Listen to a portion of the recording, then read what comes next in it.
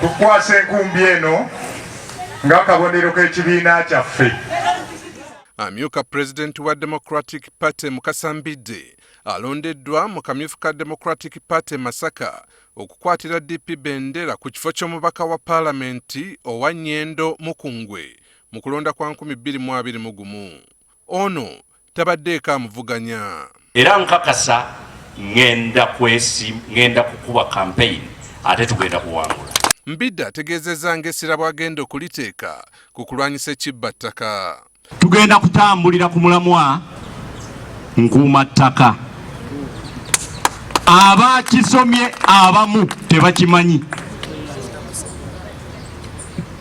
Gavumenti tezimbangako ku kibuga kebeere Kampala. Ono agamba nti ebimwogerwako bannabyabufuzi tebigenda kumujja ku mulamwa. Nze ndingo ya Masaka.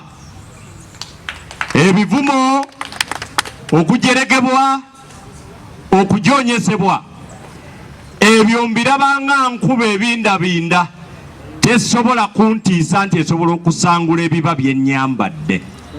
Ayambalidde abaayabulira ekibiina kya DP n'ategeeza nga bwe batasaana kuweebwa buvunaanyizibwa bwa bukulembeze. Naye abamvuganya ne bw'obatunuulira obubonero kwe bajjidde butiitizi bwa nkuba. Abamu bajeggamye mu manvuuli, abalala baleesedde mmotoka zibadduseewo mbwegenda kutonnya.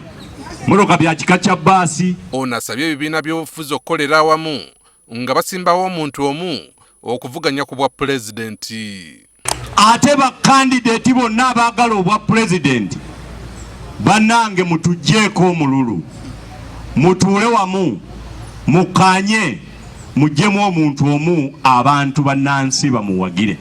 Mbidde agenda kuvuganya ne Mathias Mpuugo wa Nuupu, Michael Sekabira ng'ali independenti ne Sarah Kiyimbo wa NRM.